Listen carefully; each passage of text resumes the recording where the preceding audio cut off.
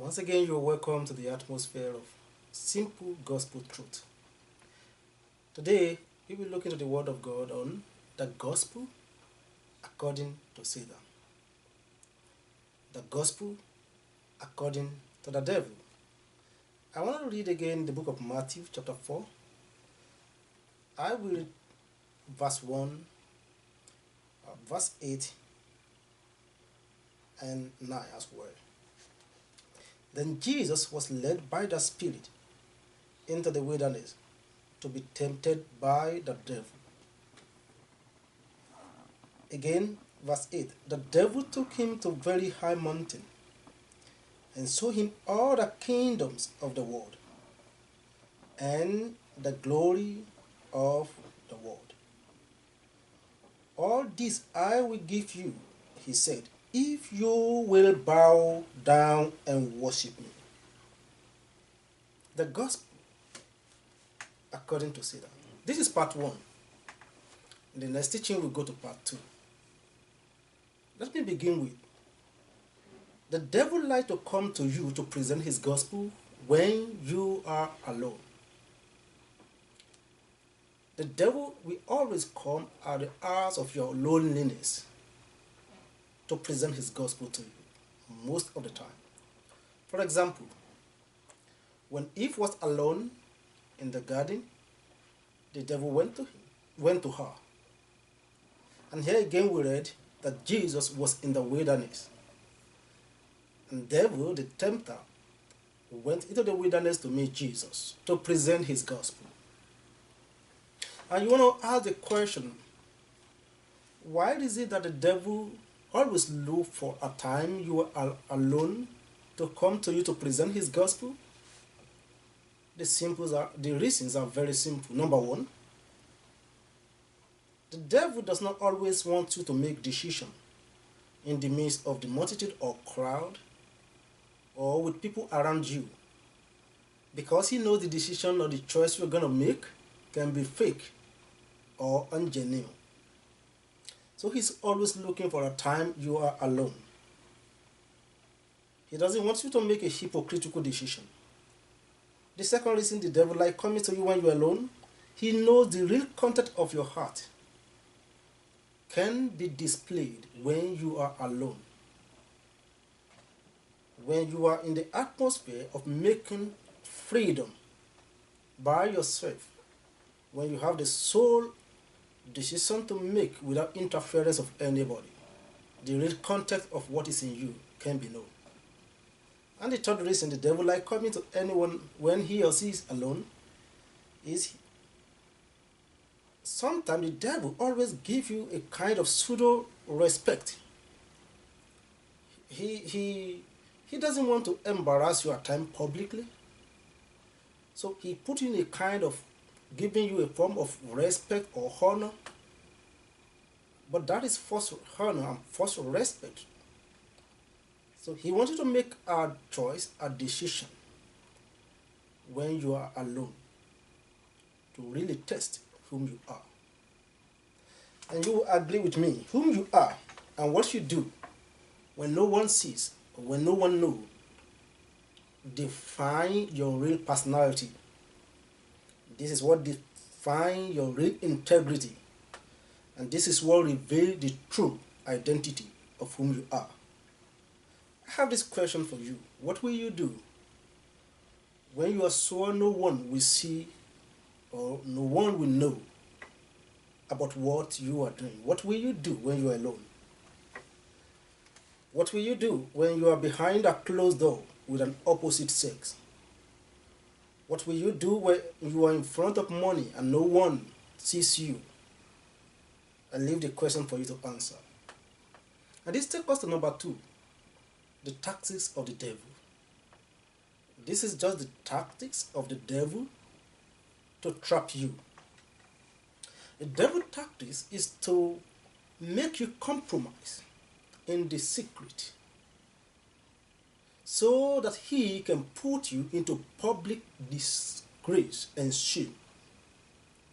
As I was growing up as a teenager, I remember one time the Spirit of God convinced me by saying, son, if you fail to compromise in the secret, I will honor you in the public. And I have come to discover in my short voyage, in my spiritual journey, that God compensates openly. God compensates publicly those who fail to compromise in the secret. If you fail to compromise in the secret, God arranges a day of public honor for you. So it's similar to what the devil does. The devil tries to make you compromise in the secret, so as to put you into public disgrace and stigma.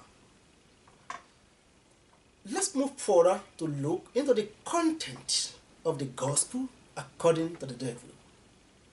There are two dimensions of content of the gospel according to Satan. Number one, in verse 8, where we have read, the devil told Jesus, I will give you. Oh, no, he saw Jesus. He saw Jesus, the glory of this world. And now he saw him, the kingdoms. Look at the word, kingdoms of this world. These two things form the content, the basic parameters of the gospel according to Satan. Let's look at them one by one. Number one, what is the glory of this world the devil promised in his gospel? The glory of this world has to do with the enticing things of this world, the glittering things, the shiny things of this world, the things that are capable of luring you away from the truth.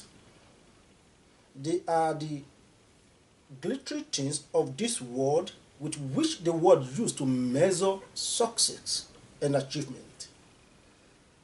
And this glory has to do with the material things, and this include, for example, you want to be the richest person in the world. You want to have the whole money in the world. You want to have the latest cars in the world. You want to live in the most expensive mansions in the world. You are after gold and silver.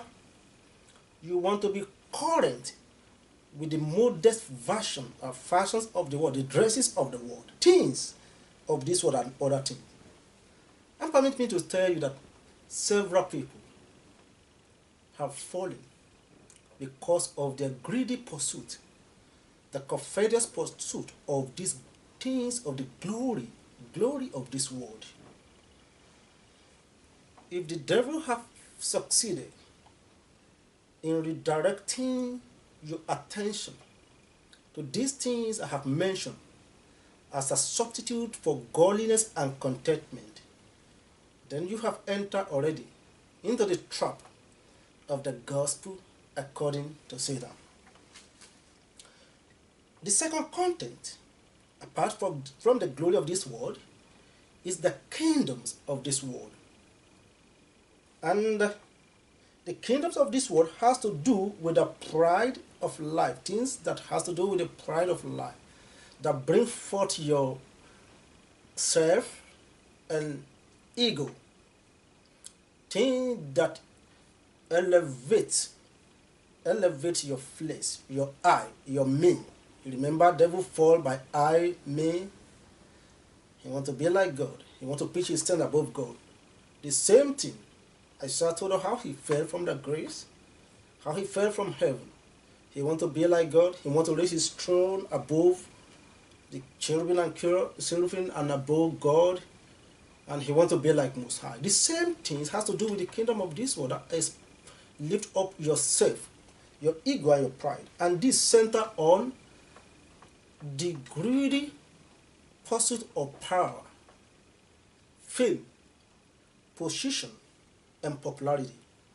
And I tell you, a lot of people that has a humble beginning have fallen because of this thing, because of the covetous and greedy pursuit of power, position, prosperity, popularity, and fame. The gospel according to Satan. I want to ask you, if the gospel you preach center on these things, there's a problem with your gospel. And if the gospel you have received centered on focus or pursuit of these things we have mentioned, then there's something wrong with that gospel. Permit me to pause here. We will continue on the second part on the gospel according to Satan. What type of gospel are you carrying? And what type of gospel have you received? The true and genuine gospel of Christ. Put your attention on things of the heavenlies. God bless you till we meet in the second part of this teaching. Bye for now.